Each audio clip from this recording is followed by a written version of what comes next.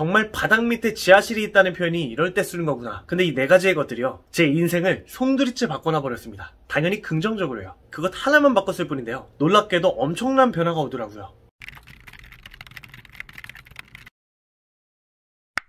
네, 안녕하세요. 만나서 반갑습니다. 인생에 관한 모든 것을 다룹니다. 네이버 지식인 실제 답변자가 운영하는 채널 인생학개론에 오신 것을 진심으로 환영합니다. 오늘은 행복에 대해서 이야기를 좀 해볼 건데요. 자, 행복. 우리 대부분의 사람들은 행복한 삶을 인생의 최정점에 세우고 열심히 살아가려 노력하죠. 그렇다면 행복이란 무엇일까요? 여러분이 생각하는 행복한 삶이란 어떤 삶을 행복한 삶이라고 표현하시나요? 사실 이 단어 자체를 누구나 잘 알고 간단하게 설명은 할 수 있지만요, 조금 더 깊게 행복이란 단어에 대해 설명을 하려 하면 꽤 난이도를 갖고 있는 단어 중 하나로 꼽히곤 합니다. 여기서 우리는 알 수 있습니다. 생각보다 우리는 행복이란 단어 자체에 대해서 정말 골똘히 생각해 본 적은 은근히 없다는 것을요. 그렇다면 행복, 이 단어의 사전적 의미는 뭐라고 정의가 되어 있을까요? 제가 한번 찾아봤는데요, 생활에서 충분한 만족과 기쁨을 느끼어 흐뭇하다라고 정의가 되어 있습니다. 진짜 딱 정석이죠. 만족감과 기쁨으로 인해 느끼는 감정의 흐뭇함. 그렇다면요, 여기서 질문 하나를 드리고 싶습니다. 여러분은 지금 행복한 삶을 살아가고 계신가요? 그리고 행복한 삶에 대해서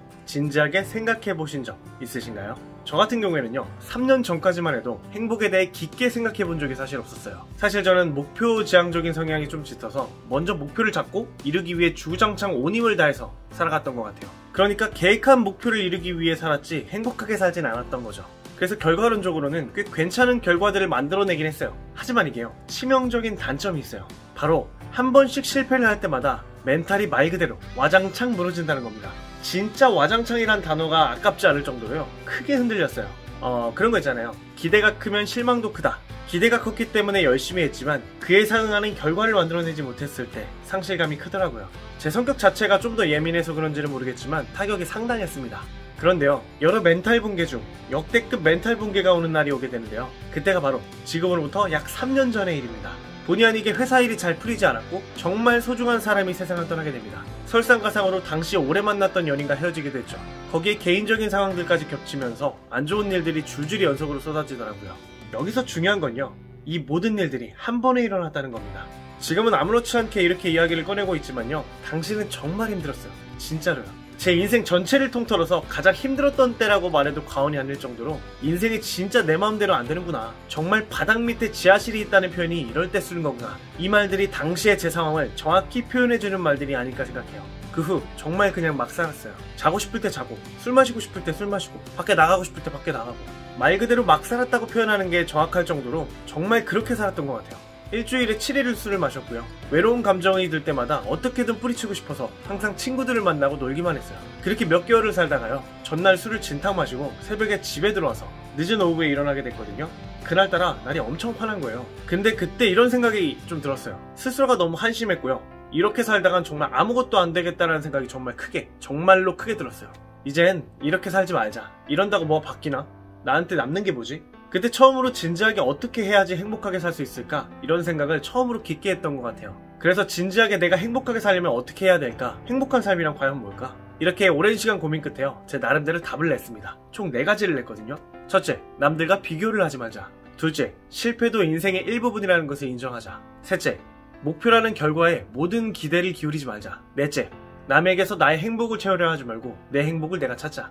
너무 많죠. 근데 이 4가지의 것들이요, 제 인생을 송두리째 바꿔놔 버렸습니다. 당연히 긍정적으로요. 그럼 지금부터 하나하나씩 좀 말씀드릴게요. 첫째, 남들과 나를 비교하지 말자. 제가 이 채널을 만들고 처음으로 제작한 영상이 열등감을 극복하는 최고의 방법이란 영상이었어요. 영상을 업로드한 지 일주일도 안 됐었는데요, 재생수가 가파르게 오르는 것을 보고요, 기분이 좋기도 했지만 한편으로는 열등감에 대해 많은 사람들이 고민을 하고 있구나, 이런 생각을 좀 하기도 했어요. 본론으로 돌아와서 과거에 저는요, 나보다 잘 나가는 친구, 나보다 잘 나가는 동료, 나가 이름 모를 누군가에 이르기까지 저를 누군가와 비교하기 바빴어요. 그러나 항상 이 비교의 끝은요, 저 사람은 좋겠다, 부럽다, 왜 나는 더 잘나지 못했을까? 그 끝은 결국 자기 비하에 이르게 되더라고요. 다시 말해 비교는 자존감에 위협을 줬죠.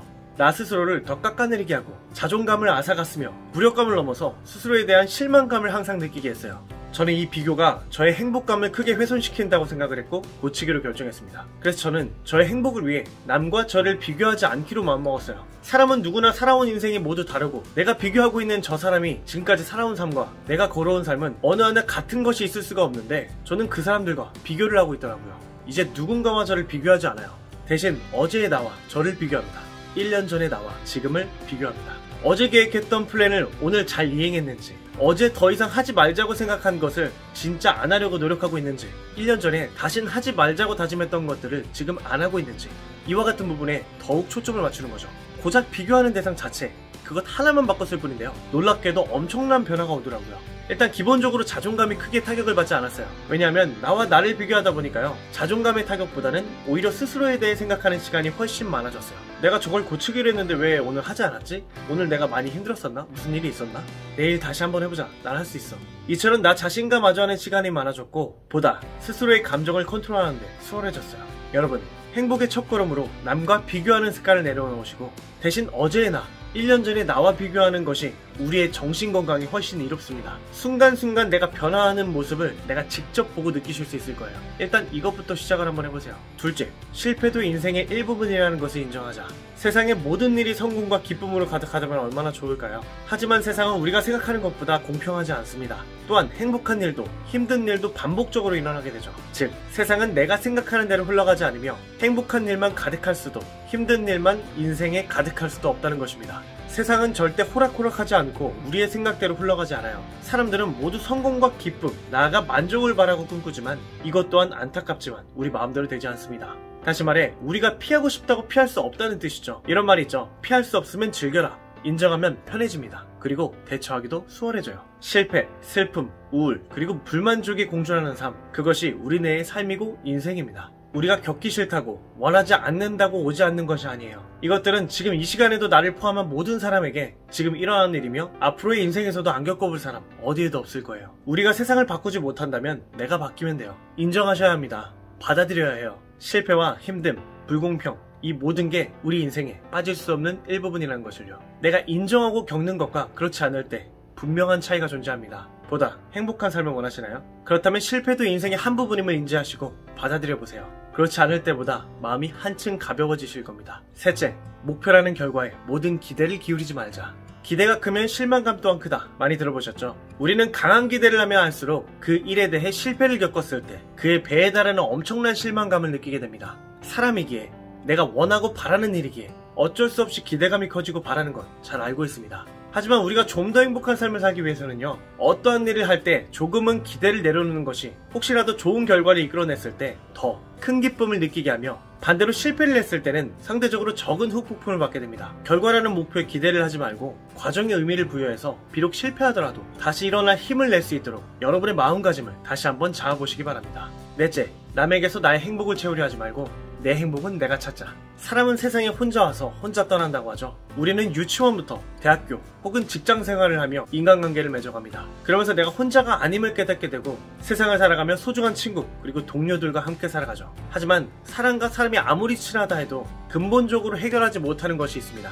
바로 진정한 행복을 이끄는 것은요, 누구도 나를 대신해 줄 수 없어요. 즉, 나의 진짜 찐 행복감은 부모님을 포함한 어느 누구도 채워줄 수 없고 결국 나에게서 찾아야 한다는 부분을 말씀드리고 싶어요. 그런 적 있으세요? 내가 너무 힘들 때 누군가 이야기할 사람이 필요해서 친한 친구들을 만나서 이야기하는 거예요. 사실 이거는요, 힘든 마음을 추스르는데 분명 많은 도움을 줍니다. 그런데 그거 아세요? 아무리 많은 사람들을 만나도 뿌리 깊은 행복감은 얻어내지 못한다는 것을요.